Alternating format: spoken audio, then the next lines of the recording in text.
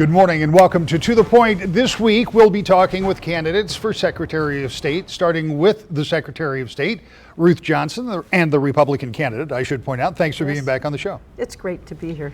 Let's talk a little bit about this office of Secretary of State. We've done this in the past, but I'm not sure people understand that in the state of Michigan, it's considerably broader than it is in some states, because a lot of states have the Department of Motor Vehicles, which is one thing, Secretary of State that administers elections, which is another. In Michigan, you do them both. It's quite a job. What makes you want to do this another 4 years? It is unique. We do have DMV, and we take in $2.2 billion a year. We operate our part on less than 8%. It's exciting. It's new. You can have an ordinary person with extraordinary ability to make changes for Michigan and be part of that comeback, and I enjoy it so much. We've techied up our office. A lot of people might know now in Grand Rapids we have My Timeline. You don't have to wait in line. You can simply make an appointment on your cell phone or through your regular phone, and you can run your errands, stay home, stay at work, whatever you want to do, and we've really shortened the lines that way. Also, expressos.com is very exciting. We've had 5.5 million people use it. It's print and go. You simply can go on that site, the vast majority of the people, and get your tabs and just carry the receipt with you. You can do your license on the 4th year. On the 8th, you got to come in for a new picture. You can also get a boat license renewed, join the organ donor registry.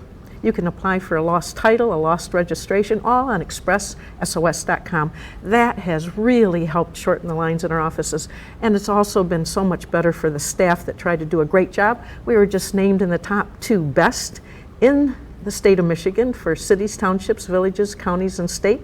Our staff has really stepped up to the plate and done a great job. I enjoy making a change, making a difference, and doing things that make government faster, easier, smarter, better for the people. You know, between voter registration, administering elections, and taking care of DMV, I guess the Secretary of State's office comes as close, maybe everybody other than Treasury that takes care of taxes. You actually have interaction with virtually everybody in the state at some point or another. We do. We have over 50,000 people pass through one of our 131 branch offices every day. We also have our online services and mail-in. But because of that, we're working now with the governor's office to make sure our veterans get the benefits that they earn and they deserve, because we do see more people and a very broad area of the public that come in for either a license or a state ID. Almost everyone has one now.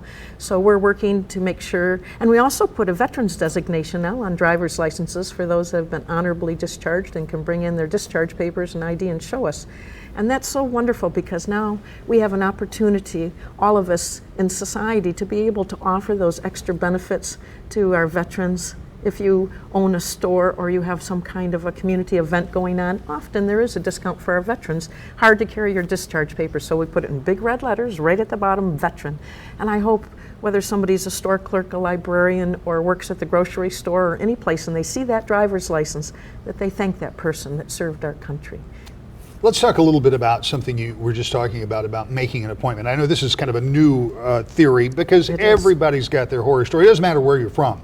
Every state, somebody will say, oh, I waited in line for however many hours to get something done. And it usually has to do with licensing or changing over titles or that kind of thing. But now you've got this system that you were just talking about. It's out at Centerpoint Mall, I think you said? Yes. And so you can actually make an appointment. How does that work, and how do I access that? You can access it from your cell phone, from your home phone, online on your computer, and when you go on it, it'll tell you how long the wait is. Then we update you periodically, and let's say you get in a grocery store line that's a little longer, or takes a little longer than you thought, we'll let you know that it's ready. You just push M, that means I need more time. You won't lose your place in line. It moves it faster, quicker, better, and with 25% less staff than we had a decade ago, we had to come up with some out-of-the-box ideas that would help.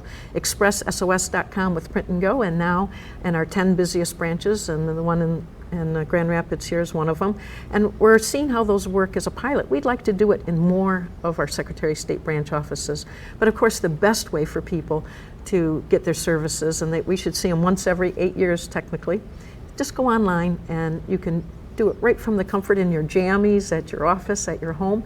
And we do know that 1 out of 5 people do not have access to the internet from their homes. So we've worked with the local libraries, and they also offer their computers now and also have some information in the libraries on how to go online to get those services. That shortens the line so much for the people that do have to go in, and so much more convenient for those that can use that electronic system. And it's electronically like just taking a number, except you're doing it with your cell phone or whatever, like you would if you went into an office, right? You bet. We call it pulling the number electronically. Right. Interesting. When you look at the way you are delivering services, and as you point out, you have less staff than you did 10 years ago. Yes. All of government, for the most part, has fewer people that are involved in the direct delivery of services. How does that equate to the kind of pressure against your office? In other words, how many more driver's license or how many more license plates are you issuing? How does that number hold up? Yes, one good thing, our license plates are made by prisoners, so that helps keep the cost down. And we did get a license plate that was named the best in the world. It has the New Bridge plate. If people want to be a billboard for us, I would encourage them to do that. But morale had gotten very low because if people wait a long time, they're not always as pleasant as they would be, and it really had a detrimental effect on our staff. And so I visit the branch offices, thank people for what they're doing. They're asking about organ donor registration. We were one of the worst in the country. Now we're pretty much on par with everybody else in the country, and we're working to supersede that. And Michigan has over 3,000 people that are on the waiting list right now for a life-saving call. And it was so nice that Grand Rapids hosted an event for people that have had operations that have done something, whether it be a heart or a lung or some kind of gift of life transplant. So that's really helped, and they have to ask these extra questions, and also for our veterans. But they take such great pride, and that's why they've been named the second best in the state of Michigan for workers. Morale's up because of the technology that we're using. It is interesting to me when you talk about the various things you do. I mean, when you go in, it's not just renewing that license plate or your driver's license, because there are all of the other things, including voter registration, which is also done right there in your Secretary of State's office. And because we're coming into an election, this is quite pertinent. Not only are you running for re-election, but you're administering the elections across the state. And there's something called, I hope I get this right, the certified voter file, or the voter file that you go through and make sure. There was a time that we were so good, we had something like 106% of all registered voters that were eligible, which is not exactly what you want. Where are we on that list? Yeah. Well, first of all, I'm very proud of our staff. We were just named just last week #1 in the country for getting people registered to vote at our DMV offices. And there's only 3 states that the Secretary of State does DMV, so they've done a spectacular job asking people. And also with the Parks Pass and organ donation. But this is just so important that the staff has worked so hard to be able to make sure we have everyone is asked. We send a postcard. We go to naturalization ceremonies, and that's why we're #1 in the country. But yes, in 2008, we had 102.54% of the eligible electorate registered to vote. We've been very busy cleaning up what we call the qualified voter file. And what we found by joining the Kansas Project, that we have over 100,000 people that are dual registered, both in Michigan and another state. So we're working to clean that up. And also we found a lot of dead people, 50,000 dead people on our voter rolls. We've taken care of that. And then non-citizens were asked if they wanted to register to vote. It was kind of like the federal government got involved and told the locals that they had to ask, and there was no real system to check. And so a lot of people registered to vote that weren't citizens, that didn't really realize that it was the wrong thing to do. So we've sent letters to over 600 people and let them know that they can't vote because they're not citizens. Doing that has cleaned up our voter files, and so we're one of the highest in the state at 98%, and I'm very proud of our staff for making us #1 and getting people registered at DMV. There are a few things that people in this country, certainly in Michigan and nationwide, hold more seriously than a clear, safe, honest vote. I mean, that's kind of the underpinning of everything we do as a democracy. So when you administer an election here in the state of Michigan, how does it measure up? Because I go all the way back to 2000 when there were some serious problems in the state of Florida. And I know that secretaries of state around the country at that time really refocused on making sure that everything that happened in the prescribed manner. How confident are you that in the state of Michigan, when we go cast a vote and we get those results, and I stand back there at that big board on that Tuesday night, that first Tuesday after the first Monday in November, that those numbers are accurate and that we can count them? Well, we'll never stop working to make sure that it's done with all the I's dotted and T's crossed. But actually, the people that administer the elections, because Michigan is somewhat unusual in this instance too, we're home rule, which means we have 1,701 local clerks actually conduct the elections. Administration of elections was looked at by the Pew Charitable Trust, which is a nonpartisan group, and ranked Michigan as the 6th best in the nation.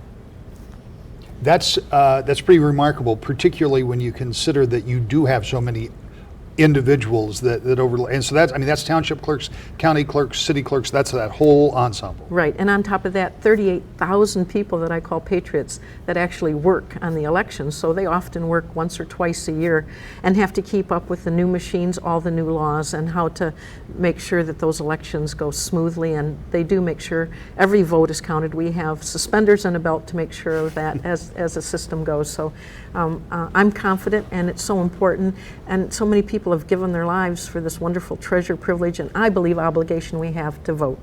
And they are doing a spectacular job. Having said that, we've started the first ever post-election audits to make sure that it's done properly and learn if anybody had something that needed to be done a little differently to be more effective and more efficient in how they administer elections.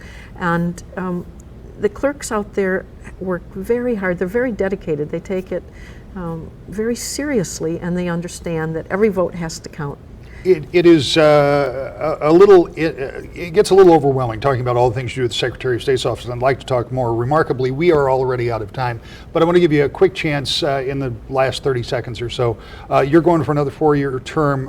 What do you want to do in those 4 years in 30 seconds or less? Well, of course, more technologies evolving. We have several pilot programs in place right now. We'd like to see those through. I want to make sure that we can do them all over the state when they're working well.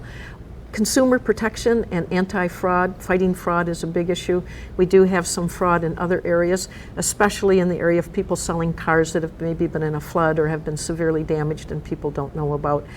We're working with a group called our Fair Task Force, fighting auto insurance ripoffs, where people are selling auto insurance that is not valid, simply not fair. They don't find out until they're in an accident. And so I think all the things that we're doing right now to make sure that people are treated in a way that they should be and that everything is fair, there's integrity, and of course integrity in our elections, and to encourage even more people to be part of this wonderful process that we have. Secretary of State Ruth Johnson, thank you as always for being here, and we'll be back with more To the Point in just a moment. Welcome back to the Point. The Democratic candidate for Secretary of State is Godfrey Dillard. We sat down with him to talk about his background and what he'd like to do if he's successful in November. One of the first things I like to do with all candidates is get your background. This is only 11 minutes. We may not have time for all of your background because you've seen a lot of things, been a lot of places. Tell me about who you are, where you came from. My father was one of the original Tuskegee Airmen, 99th Fighter Squadron. Unfortunately died at 36, raised by two beautiful women, mother, grandmother. Was all-state football, basketball player. First black athlete in the Southeast Conference, Alabama, Mississippi, Georgia. After that, went to University of Michigan Law School, practiced law for a number of years, then was recruited by the United States State Department. I was a Foreign Service officer, a diplomat, served in the Congo. I'm fluent in French, and then came back here. I've worked on a variety of different cases, practiced before the U.S. Supreme Court, Michigan Supreme Court, Lawyer of the Year for Michigan, and esteemed alumni winner from U of M, a variety of different awards. I don't want to focus on this because we want to talk about the race for Secretary of State, but I have to ask you, given some of the focus that has been put on that area, tell me a little bit about your time in the Congo as an eye-opening experience, because I have to believe for anybody that was raised in an environment in the United States who goes as a representative to the Congo, that has to be a bit of an education. Well, it changed who I was, Rick, on two levels. Let me talk about first as a black man. Having been brought up in a predominantly white society, going to the Congo, I had a chance to see being a member of the majority, being in a predominant black society. And then I was in a military dictatorship. So I had a chance to see a system very much different than democracy. It was a war zone at the time that I was in there. I had a chance to see war, had a chance to see real poverty. So when I came back from Africa, I had a much different viewpoint on race. I understood that black people can exploit black people just like white folks can exploit white folks.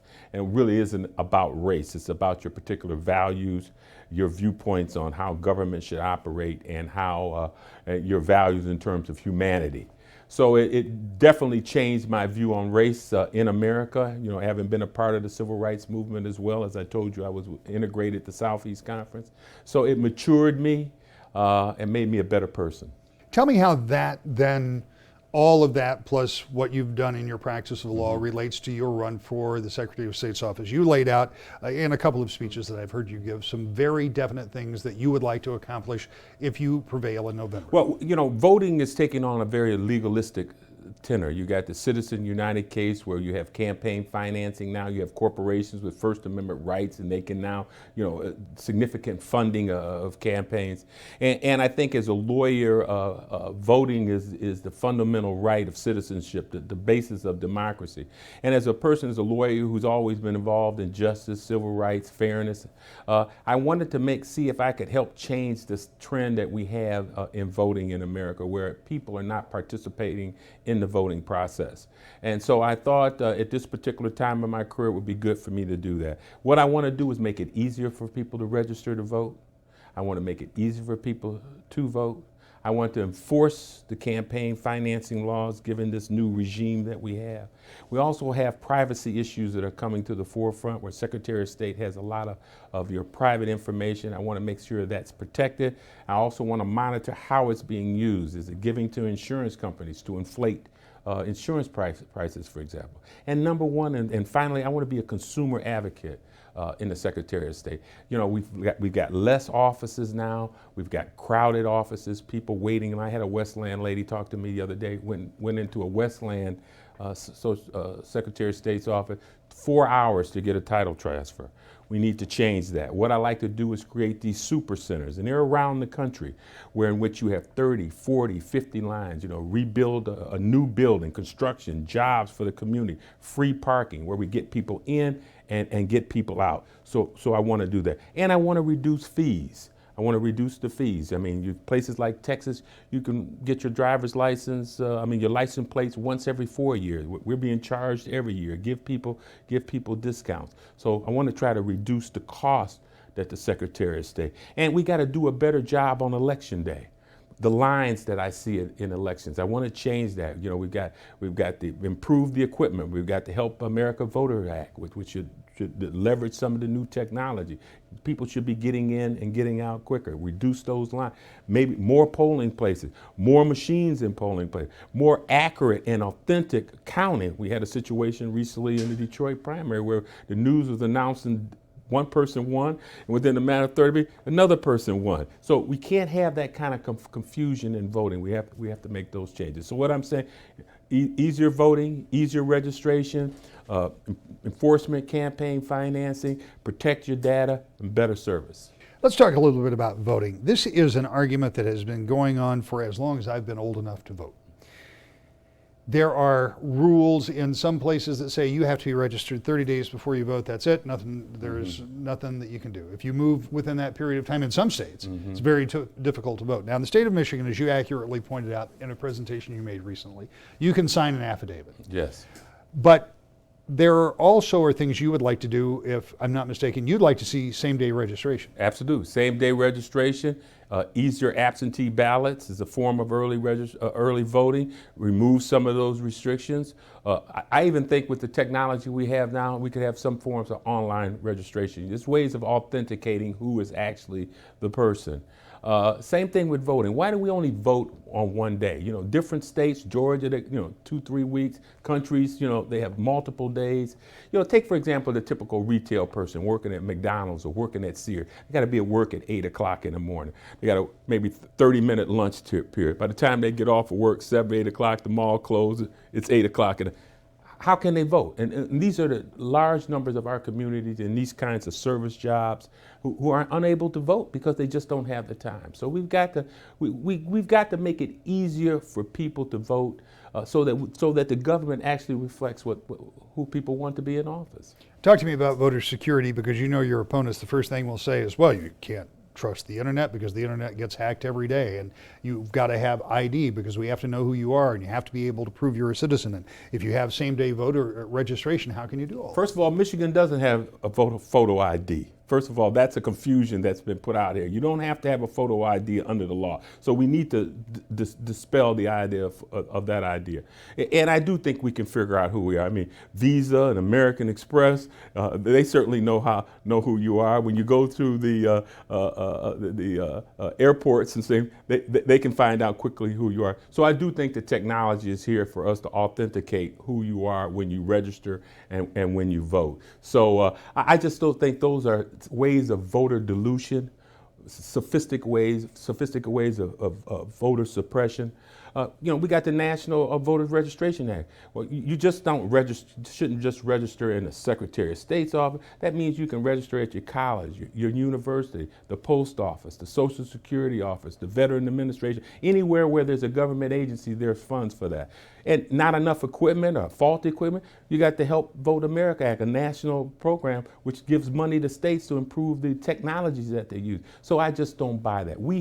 This administration, this Secretary of State has not done enough to enhance voting. In fact, Michigan is going down in the number of people who actually vote, even if they're registered. When you approach this race, a statewide race, first time you've run. Sure. So it is, in addition to all of your experience, there's a whole lot new here about all of the things that you have to navigate. Sure. What is it that has surprised you most, if there is anything, since this process began? Because you were nominated by acclamation at the convention. You gave a speech to a very friendly group of folks there. But the election, as we go into these next several weeks, may be less than friendly. Right. Well, my whole life has been about being competitive and being in competitive races and people saying that I can't do what I want to do. But what has surprised me is that this year, this is on behalf of the Democratic Party, it's really a team effort. We've got a coordinated campaign that's working to help all of the candidates run. We as candidates are working together. I'm sure if you go around, we're all there. Secretary of State, Attorney General, Supreme Court, the party chairman. So the difference is a person like myself who necessarily have not run statewide, what I find is there's a team in place. And everyone on the team is committed to everybody being elected. And that makes it a lot easier for me to be successful. If you look at this as a portion of your life, we talked earlier, you like to keep doing things that keep you interested, keep you engaged, keep you young, you said. How does this measure up to some of the other challenges that you've taken? Obviously, when you went into Starkville, Mississippi to play that first game, that was a big, I've been to Starkville. That's a big, Maroon Stadium, I'll never forget. That is, or that AK-47 on that dark night in the Congo. I know. Those are a couple of things that will probably stick with you. Yeah. How does this measure up? Well, certainly this is not scary to me, okay? I have been scared. I have to be honest with you, it doesn't measure up to those challenges that I had as a 17, 18-year-old fatherless kid coming from the North going into the Deep South during the segregated civil rights era. And it certainly is not the same as going into a military dictatorship, a war zone, representing my country, much like my father did, where my life was on the line. But it is exciting for me at this particular point in my life with my experiences, my educational background. I'm a graduate of U of M Law School, master's degrees from George Washington International Affairs, postgraduate work at Columbia, Lawyer of the Year. I really think I can really make a change in voting. And I really think I have the skills. We've never had a lawyer. I want to follow in the tradition of Richard Austin. And I think as a lawyer coming in at this particular point, I can make it easier for people to register, easier to vote, focus in on campaign finance, make people accountable, and protect your privacy rights. And the bottom line, I want to make it easier for you to vote, easier to work, come into Secretary of State, get you in, get you out, go to the polls, enough people working on the polls, machines are working, get you in, get you out. And when you get the results, they'll be accurate, authenticated, and you'll be pleased. And I think I got all the skills and experience, the commitment to America, the commitment to my community, commitment to Michigan, and I'm ready to go to work. We're back with more and a final note next to the point. So you've met the Republican and Democrat who want to be the next Secretary of State. There are others that are on the ballot as well, the so-called third-party candidates. We've reached out to them and hope to have them on a future show. That's why I hope you'll join us every Sunday morning at 10 o'clock on Wood TV 8 for To The Point.